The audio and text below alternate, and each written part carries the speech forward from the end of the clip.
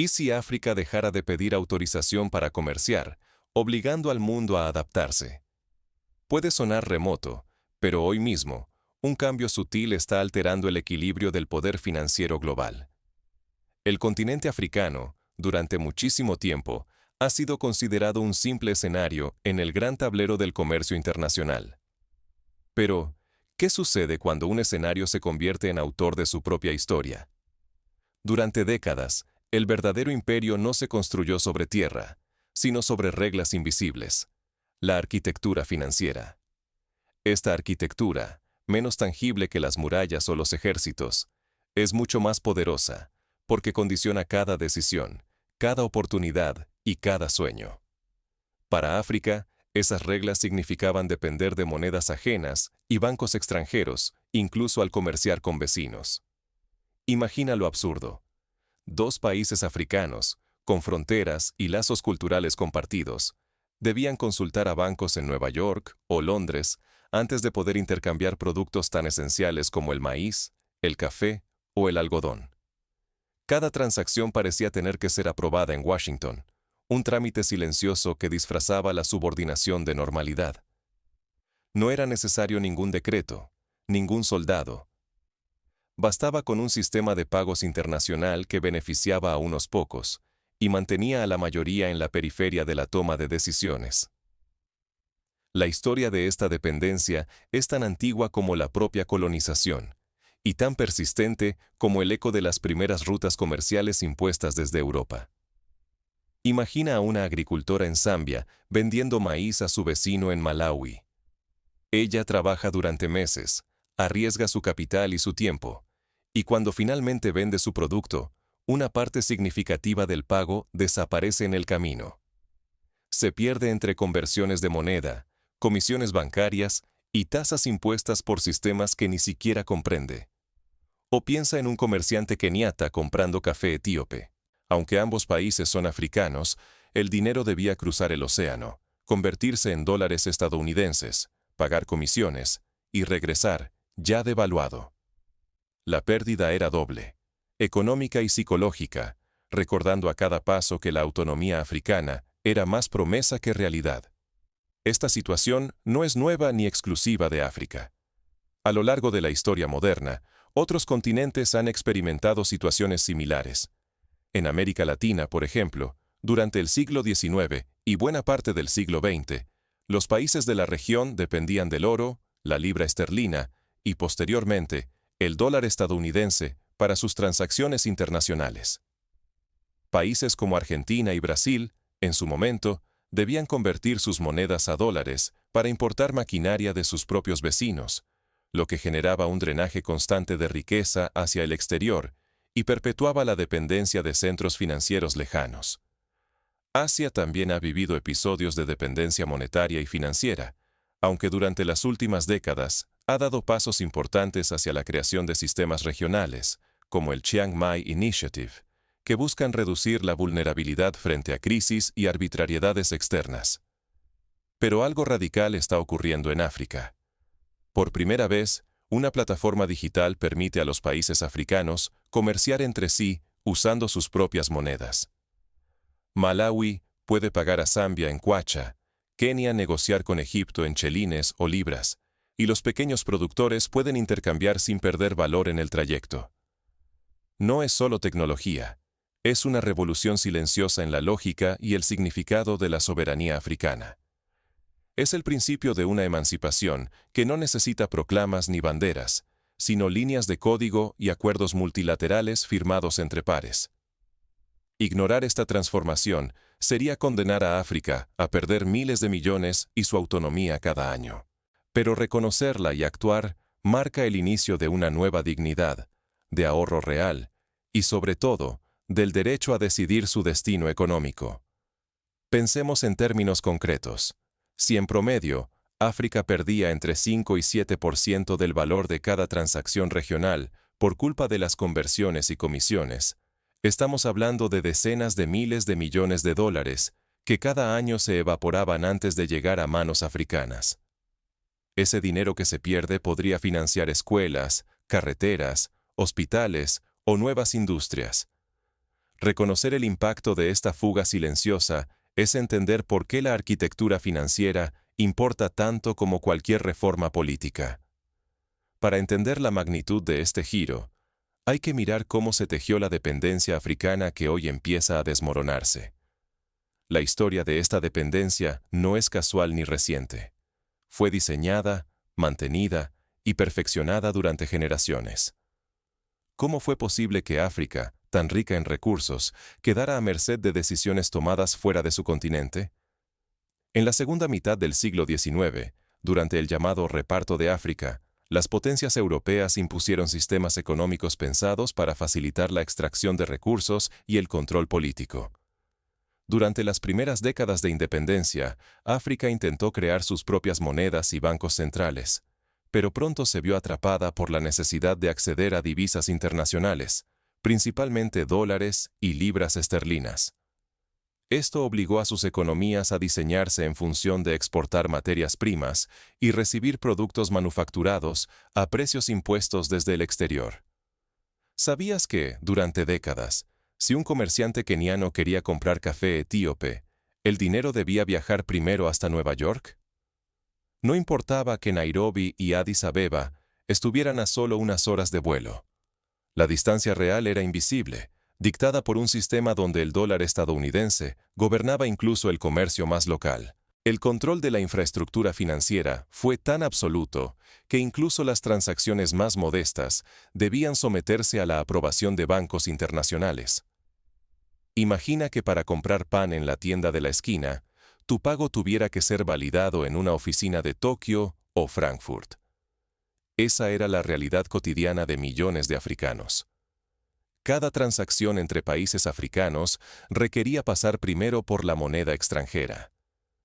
Desde un agricultor vendiendo maíz en Zambia a Malawi, hasta un comerciante de textiles en Tanzania exportando a Sudáfrica, todos dependían de un túnel secreto. Intermediarios y bancos extranjeros que nunca pisaban suelo africano, pero manejaban las llaves y cobraban el peaje. Esta situación no es exclusiva de África. Países de Europa del Este, antes de la creación del euro, también debían convertir sus monedas a marcos alemanes o dólares para comerciar con sus vecinos, lo que generaba una constante fuga de recursos. Este sistema fue diseñado para ser invisible.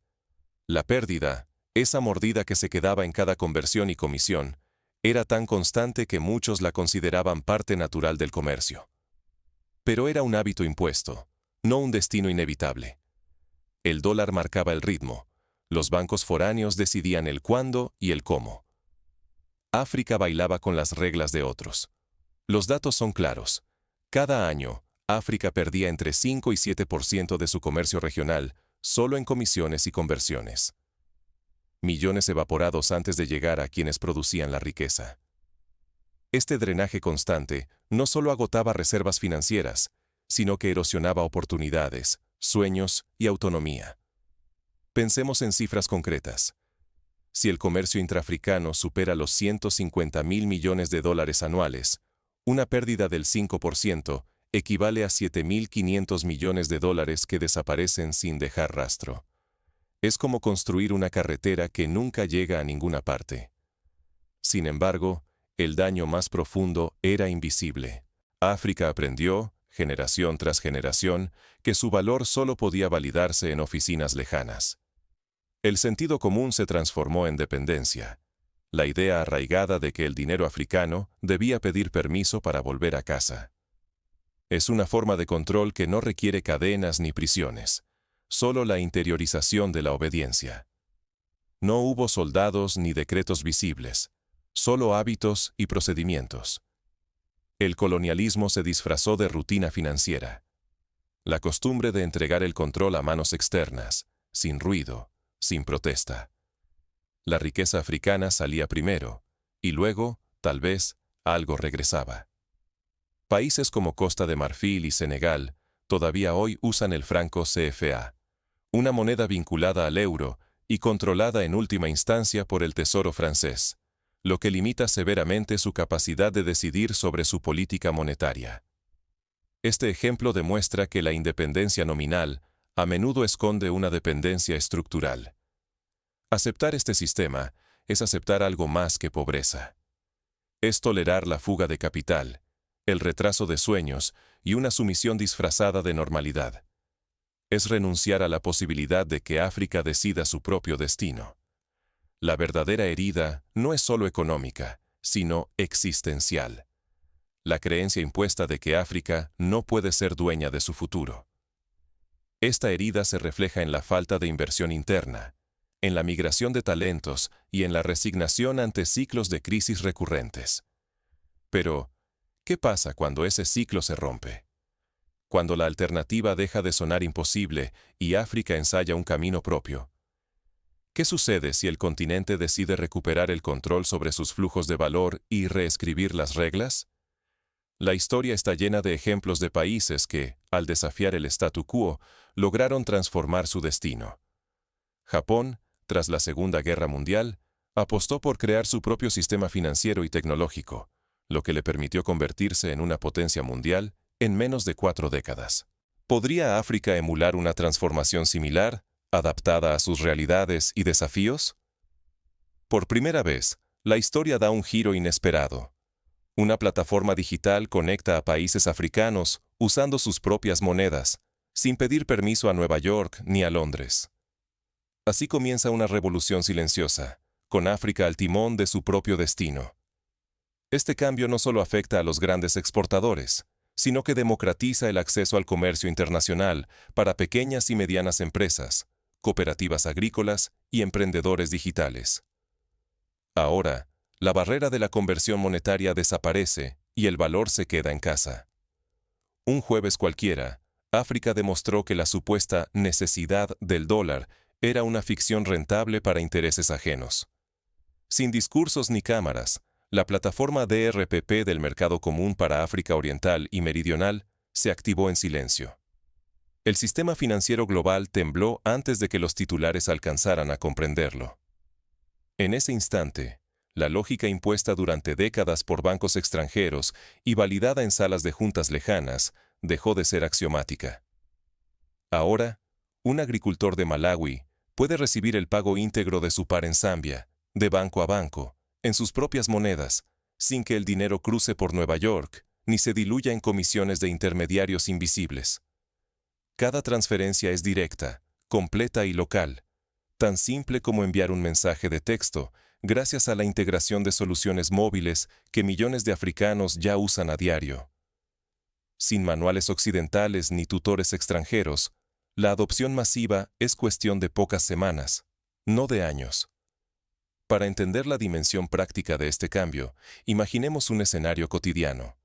Una cooperativa de mujeres en Uganda produce artesanías que vende a una tienda en Ruanda. Antes, el pago debía pasar por bancos internacionales, perdiendo hasta el 7% en el proceso. Ahora, el dinero viaja directamente entre las cuentas locales, permitiendo que ese 7% adicional se reinvierta en la comunidad, en educación o en nuevas herramientas de trabajo. Es un cambio que transforma la vida de miles de familias.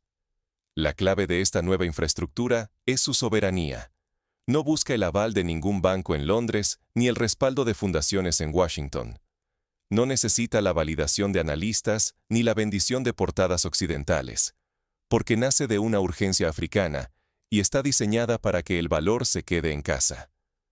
Por primera vez, la arquitectura del dinero se construye para la dignidad y el crecimiento propios, no para el beneficio externo.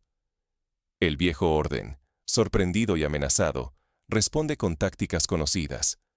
Los bancos y consultores que durante décadas lucraron con la mediación lanzan advertencias sobre el supuesto riesgo de fragmentación y la inestabilidad de dejar atrás el dólar. Detrás de sus advertencias sobre riesgos y modernización, se oculta el miedo a perder el monopolio sobre la infraestructura que hizo de África un cliente, nunca un socio. La misma retórica se utilizó cuando países asiáticos comenzaron a usar monedas locales en sus intercambios, o cuando la Unión Europea anunció la creación del euro. En cada caso, los guardianes del viejo sistema predijeron caos, pero la historia demostró lo contrario. La autonomía bien gestionada genera estabilidad y crecimiento. La batalla ya no es militar ni diplomática. El territorio en disputa es ahora el código, la infraestructura y los hábitos. El poder real se libra en las plataformas invisibles que deciden quién cobra el valor completo y quién paga peaje por existir. Si África consolida este camino, no solo retendrá su riqueza, sino que recuperará tiempo, reputación y la posibilidad de decidir su destino sin intermediarios. El peligro para quienes antes controlaban el sistema es existencial. Ya no podrán extraer rentabilidad ni imponer disciplina desde la distancia. Para África, lo que está en juego es la posibilidad de redefinir su futuro económico, proteger su dignidad y evitar la trampa de una dependencia disfrazada de modernidad. Es una oportunidad histórica que rara vez se presenta dos veces. Pero el verdadero desafío apenas comienza. ¿Cómo se defiende una revolución silenciosa cuando los intereses globales ya trazan sus contraataques? El siguiente paso se decidirá fuera de las cámaras, en los algoritmos y acuerdos que definirán el nuevo equilibrio de poder. La experiencia de India con su sistema de pagos UPI muestra que el control local de la infraestructura digital es clave para proteger la soberanía y evitar la captura de datos por intereses foráneos. La independencia digital es precaria. Quien domina el código tiene en sus manos el porvenir de un continente. El ejemplo de Huawei en China o de Yandex en Rusia demuestra que la propiedad del código y de la infraestructura es tan estratégica como la posesión de recursos naturales o el control de fronteras físicas. La creación de una red africana de pagos es un logro sin precedentes. Sin embargo, el verdadero desafío apenas empieza. ¿Qué sucede si África consigue el control total sobre su infraestructura digital? El continente podría, finalmente, resguardar la soberanía de sus datos, sus transacciones y sus decisiones económicas. Si la propiedad y la gestión de la infraestructura son realmente africanas, se romperá la cadena de dependencia que ha marcado generaciones. Pero la amenaza ya no se presenta con banderas extranjeras visibles. Las grandes tecnológicas occidentales ya no buscan solo materias primas. Ahora, su ambición es capturar el control de los sistemas de pago, el flujo de datos, la inteligencia artificial y las plataformas digitales que diseñarán el mañana. Si África no posee los servidores donde viajan sus datos, ni el software que rige sus procesos, ni el poder sobre la gobernanza de sus redes, la independencia será solo una apariencia, una bandera africana sobre un edificio prestado. El peligro es tangible. Una plataforma puede parecer africana, llevar nombre local e incluso operar en lenguas nativas. Pero si el código fuente es inaccesible, si los datos residen en Frankfurt, Nueva York o Singapur, o si los contratos de soporte se firman en Silicon Valley, África seguirá pidiendo permiso, aunque el escenario haya cambiado. El colonialismo digital no usa uniformes, pero es igual de eficaz. Basta controlar la arquitectura invisible para condicionar cada movimiento. La historia africana está plagada de ejemplos en los que la soberanía se perdió no con invasiones, sino con licencias, concesiones técnicas, patentes y acuerdos que ofrecían progreso a cambio de dependencia. Hoy, el riesgo es mayor. La dependencia tecnológica es casi invisible y, una vez instaurada en la base del sistema, revertirla resulta casi imposible. El caso de las redes de telecomunicaciones en América Latina, donde proveedores extranjeros mantienen el control sobre la infraestructura crítica, es una advertencia clara. Por eso, la irreversibilidad de la revolución digital africana no está asegurada. Todo depende de que la infraestructura, servidores, código, gobernanza, sea genuinamente africana, o al menos abierta, auditada y controlada localmente. No basta con crear aplicaciones propias. Es imprescindible garantizar la transparencia del software, la seguridad del almacenamiento de datos y la autonomía en la toma de decisiones. Si África deja pasar esta oportunidad, el coste será incalculable. Volverá a pedir permiso, no ya a bancos coloniales, sino a gigantes tecnológicos que operan desde oficinas remotas. Se perdería así una generación entera de independencia recién conquistada. La batalla por la soberanía digital no se gana con discursos, sino en líneas de código, acuerdos de gobernanza y la localización física de los servidores. Si África consolida este control, podrá escribir su propio destino y convertirse en un ejemplo mundial de emancipación tecnológica. Este sería un modelo replicable para otras regiones del mundo que sufren dependencia tecnológica y financiera. Pero el momento es frágil. La oportunidad de África para definir su propio destino digital podría esfumarse si no actúa con decisión. El futuro depende, ahora, de quién esté listo para luchar por esa soberanía. Es necesario, por ejemplo, fomentar la colaboración entre universidades africanas, empresas tecnológicas locales y gobiernos para desarrollar estándares abiertos y sistemas interoperables que garanticen el control regional. La infraestructura no pide permiso. Una vez que se adopta, redefine el horizonte de lo posible. Cuando una región construye sus propios sistemas, la independencia deja de ser promesa y se transforma en una realidad medible. África lo prueba con hechos. La soberanía nace en el código y en la infraestructura, no en la diplomacia ni en la aprobación de potencias externas. El primer aprendizaje es ineludible. La independencia real se construye con sistemas propios. Depender de tecnología ajena es depender, y nada más. Por eso, el ejemplo africano es un llamado global. No se trata de solicitar permiso, sino de diseñar y controlar la lógica que rige el intercambio, el valor y la confianza. Así como Europa consolidó su independencia tecnológica con el desarrollo de Galileo, su propio sistema de posicionamiento global, África puede y debe aspirar a una autonomía digital total.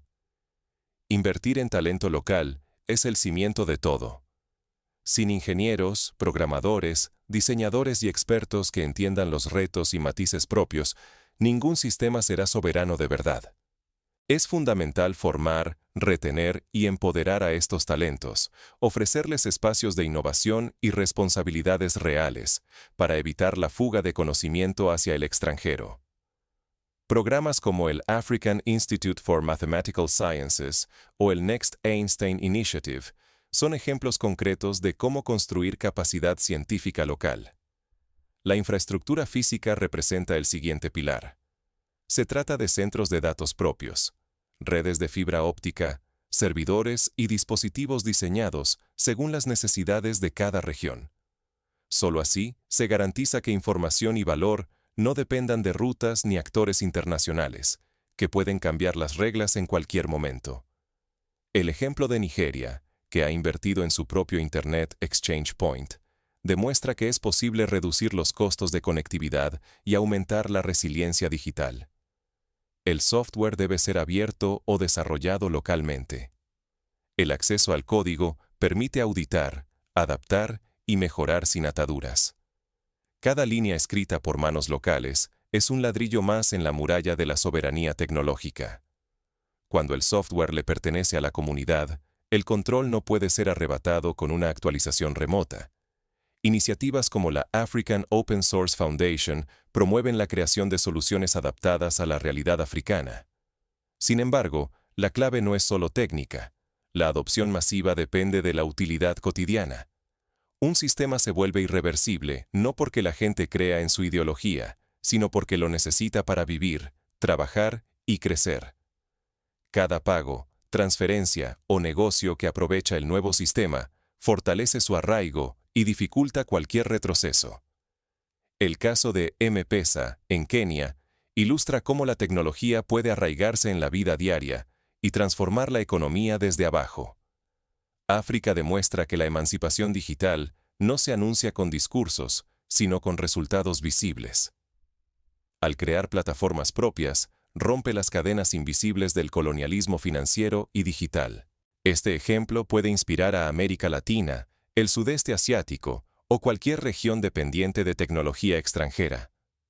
¿Por qué aceptar como destino inevitable una arquitectura de dependencia? El auge de criptomonedas y soluciones blockchain en países como Venezuela y Filipinas indica que la búsqueda de autonomía tecnológica es una tendencia global. El mayor riesgo es la complacencia. Cuando la independencia parece estar asegurada, surge la tentación de bajar la guardia. Pero la historia enseña que el control es algo que se defiende día tras día. Basta una decisión política, un tratado mal negociado o una crisis para ceder, por comodidad, lo que costó tanto ganar. El ejemplo de Grecia durante la crisis del euro muestra cómo la soberanía financiera puede perderse en un abrir y cerrar de ojos si no existe un compromiso continuo con la autonomía. Por eso, blindar la soberanía digital es una tarea continua. Se requiere vigilancia, actualización constante de capacidades y la voluntad colectiva de no delegar jamás el control estratégico. El precio de la libertad puede ser la incomodidad de vivir alerta, pero la ganancia es incalculable. Una economía capaz de decidir su futuro sin tutela, sin pedir permiso y sin miedo a la irrelevancia. La experiencia de Estonia, que convirtió la ciberseguridad y la infraestructura digital en asuntos de Estado, es un ejemplo a seguir. Pero la revolución apenas comienza. El verdadero desafío será mantener el control y defender la autonomía conquistada frente a nuevas presiones externas. La historia está llena de giros inesperados. Lo que hoy parece irreversible, mañana puede estar en riesgo si no existe una vigilancia constante y una cultura de soberanía compartida. África ya no pide permiso. ¿Y tú? El mundo observa, pero también aprende. Lo que está en juego en África es el futuro de la autonomía digital y financiera en todo el planeta. Si África logra consolidar su soberanía tecnológica, habrá demostrado que ningún sistema de dependencia es eterno y que, con visión y determinación, incluso las arquitecturas más arraigadas pueden ser rediseñadas desde cero. Durante muchas décadas, la economía africana se movió bajo reglas escritas en otros continentes. Cada transacción, cada negocio, cada esperanza llevaba la sombra de una dependencia sellada por sistemas invisibles. Pero ese ciclo, por fin, se ha roto. África ya no traduce su valor en la lengua de otros, ni espera autorización para prosperar. Es un mensaje que resuena más allá de sus fronteras, interpelando a todas las sociedades que buscan un futuro más justo y autodeterminado. Hoy, una plataforma digital nacida en el corazón de la comunidad africana es mucho más que tecnología. Es un grito silencioso de independencia. Por vez primera, países hermanos comercian directamente, usando sus propias monedas. El dólar y los bancos extranjeros han dejado de dictar el ritmo y de reclamar su parte. Este cambio no es solo financiero, es una afirmación radical de dignidad y soberanía económica. Es el principio de una nueva narrativa que coloca a África en el centro de su propia historia y redefine el significado del poder global. Sin embargo, aquí surge la pregunta incómoda. Mientras África reescribe las reglas, ¿el resto del mundo observa desde la distancia o elige ser parte? Porque permanecer al margen ya no es neutralidad. Es aceptar que otros sigan tallando el destino, extrayendo poder a través de rutinas que parecen naturales, pero que en realidad perpetúan la desigualdad. La opción de sumarse a la reescritura del futuro está abierta a todos, pero requiere valentía, visión y la disposición a cuestionar lo que durante mucho tiempo se consideró inevitable. Lo que está en juego va mucho más allá del dinero. Es el derecho a decidir quién pone el precio, quién define el valor, quién controla el futuro. Es tiempo, reputación y la posibilidad de que un continente, al fin, reclame la propiedad de su mañana. Y esa inquietud ya no es solo africana. Se propaga, urgente, por todos los rincones del planeta. Desde el auge de monedas digitales en América Latina hasta los debates sobre soberanía tecnológica en Europa y Asia, el mundo entero está replanteando las bases de la independencia económica y digital. El mapa del poder está cambiando, no con discursos ni protestas, sino con nuevas infraestructuras y códigos que alteran desde la raíz la lógica de la dependencia global. Es una revolución silenciosa, cuyo eco ya resuena en todas partes. La pregunta ya no es si el cambio es posible, sino quién estará dispuesto a liderarlo, a defenderlo y a reinventar lo posible desde cero. ¿Y tú? ¿Vas a esperar a que otros decidan por ti?